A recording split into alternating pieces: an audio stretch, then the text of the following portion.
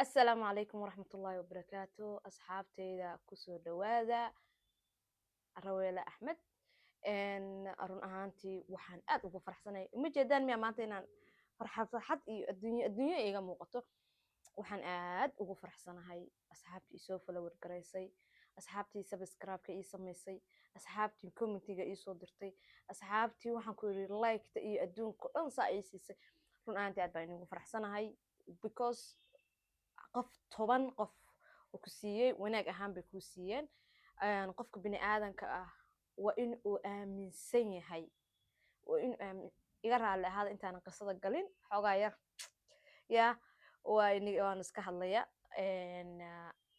qofka bini aadanka ah haddeer ilaa 300 ay sii gaarsiinaysaan waxba kama dhinna 300 oo qof haddii lagu keeno hortaada waa inaad oo aad ka hadlaysid oo kale kaba soo qaad 300 oo qof oo hortaada ka hadlaysid 1000 qof aad hortooda ka hadlaysid 100 qof oo 100 kun oo qof hortooda ka hadlaysid dee qiimo weyn ay kuugula jiraysa aad u mahadsantihiin intii hoos ka daawatay viewgoodana siisay aad baa iyaguna u mahadsan yihiin insha Allah waxaan rajaynayaa sanadka cusub labada beri ka dhiman tahay inaan wax badan aan dareemo dee 500 meelaha i kala kicisaano youtube-ka maaragtay ii geysayeen whatsapp-kiina snap-kiina tiktok-kiina fasaxa u tihiin waa qaadan kartaan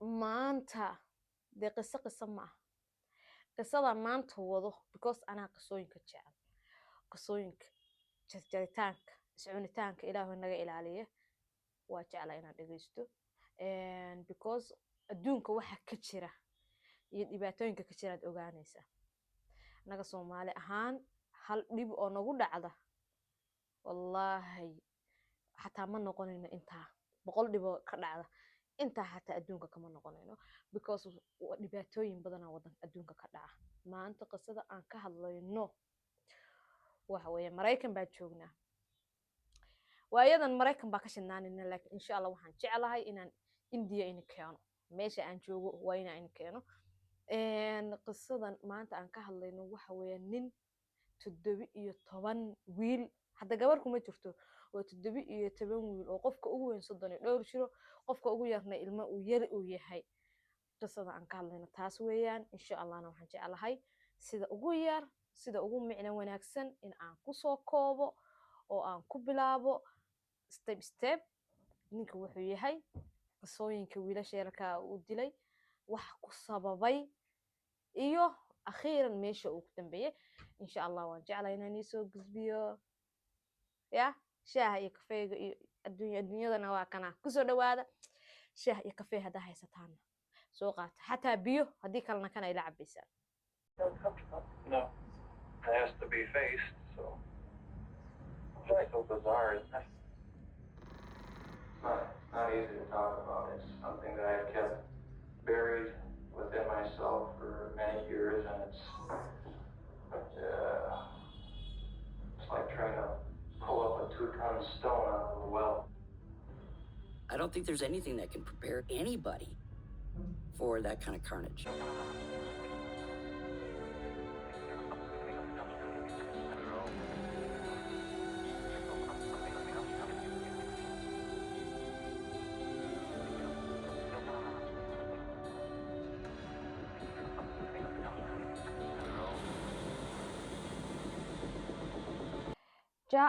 Jeffrey Dahmer waxaa la dhashay hal wiil oo Dave la yiraahdo wuxuu ku noolaa magaalada Mareykan wadanka oo Mareykan wiilkan markay dhaqaatiirtii ay weydiiyeen sababta keenaysa because waalidkiis ayaa aabihiisa wuxuu dili jiray hooyadii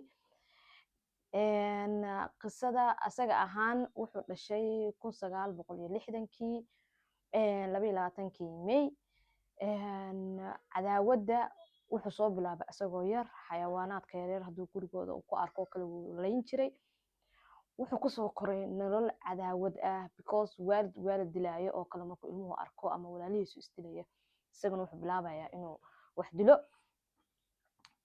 Jafar qofkii ugu horeeyay uu ku bilaabay wuxuu ahaa saaxiibkiisa isku lahaayeen wuxuuna ku dilay gurigiisa 17 ayuu jiray. insha allah waxaan jeclahay listiga wiilasha oo dhan inaan inoo soo gudbiyo. waxa uu ka bilaabay inuu dilo, uu jarjaro. qofka marka hore wuu u yeeranayaa, markuu gurigiisa uu ku ballamiyo ayuu wuxuu u sameynayaa, wuxuu u ballan qaadayaa lacag inuu siinayo. wuxuu ka duubayaa sawiro aan anshax la'aan ah.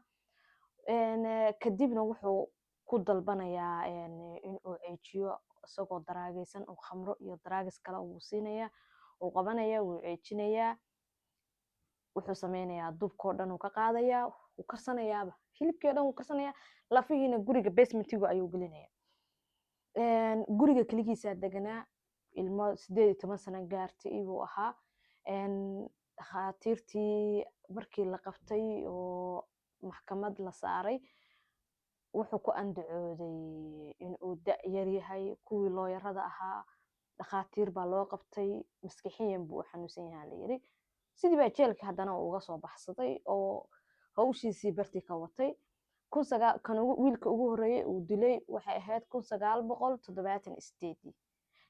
ninkan taxane wuxuu ahaa wiilkii ugu horreeyay waxaa la oran jiray Stephen Heck. wuxuu ahaa 18 sano jir. wuxuuna ku dilay suuli, una jarjaray, lafa unbuu ka reebay mooyaane, inta kale calooshiisa ku maqan tahay. Stephen Toomey baa ninkii dambe la oranayay. 25 sano ayuu jiray. isagana xaafadiisa, gurigiisa ayuu ku dilay oo aakhiro ugu diray. wiilka xiga James ayaa la oranayay. 14 sano jiray. isla magaaladiisa gurigiisa ayuu ku dilay. wiilka xiga Anthony baa la oranayay. 25 sano jir uu ahaa. gurigiisa ku dilay, uuna ku cunay.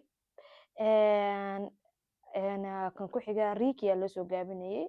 32 sano ayuu jiray. kan ku xiga Eduardo 27 sano ayuu jiray. wuxuuna ku dilay gurigiisa. Miller sidoo kale 22 sano ayuu jiray. wuxuuna ku dilay gurigiisa. David Thomas isagana wuxuu jiray 23 sano. wuxuuna ku dilay gurigiisa. Chris sidoo kale asagana magaaladiisa, gurigiisa ayuu ku dilay. Errol ilaa 31, 19, 14, 20, 23, 22, 25. wiilka ugu dambeysay 25 ayuu jiray. waana kii lagu qabtay kiiskiisa, wuuna ka badbaaday. dowladda ayuu u tegey. dowladda markuu u tegey, gurigiisa la baaray. waxaa laga soo guray lafo. talaagadiisa waxaa ku jiray hilib bini aadan. waxaa loo kaxeeyey meesha la yiraahdo, waqtiga la qabanay waxay ahayd 1991. 78 ilaa 91 ninkaasi dilal ayuu geysanayay. waxaana kii ugu horreeyay oo lagu qabtay wuxuu ka yaraa 18 sano. that is why ayaa dowladdu ay soo fasaxday. ilaa intaas uu dhibaatooyinka u geysanayay, ilaa intaas uu waxyaalaha dhibaatooyinka dadka u geysanayay, dadkoodu ka maqan yahay kama shakiyaan miya. inkastoo lasoo yiri raggan uu laynayo waxay u badnaayeen dad danyar ah. gurigiisa wuxuu kusoo kaxeeyaa, muxuu ahaa lacagaan ku siinayaa, asxaabaa noqonayna. that is why u keeni jira. wareysiyaal ay ka qaadeen jeelka dhexdiisa looga qaaday ayaa lagu weydiiyey why ay dadka u leyn jirtay. because waxaa sabab ah rag oo dhan baa nibca. waxa u nibcaana wax kale ma ahayn. hooyaday ayaa aabahay dili jiray. anigana nin rag oo dhan baa waxaa rabay inaan ka dhamayo meesha. sababta keentana ninkan wuxuu ahaa maskixiyan uu xanuunsanaa. xanuunkaasaa sababay. maxaa halkaa ka baran doonaa inta aan ka dhammaanin? asagana 2004 baa waxaa lagu dilay jeelka dhexdiisa. 2094 ayaa waxaa lagu dilay jeelka. waxaana dilay mid kale oo jees wuu u imaanayaa. wuxuu dhahayaa wuxuu ku faani jiray inuu 17 qof u soo laayay. wuxuu ku faani jiray inuu dadka hilibkooda u soo cuni jiray calashaan dadkiisu cabsi u geliyo ayuu ku faani jiray. kabacdina akhiiran asagiina mid kale ayaa asagana diray. qof kastana maxkamadda intuu uusan maxkamadda markaa la keenay waxaa lagu xakumay qof kasta uu dilay 25 sano calashaan waa abadiyan 17 qof ku dhufo 25 sano midkii kastaba marka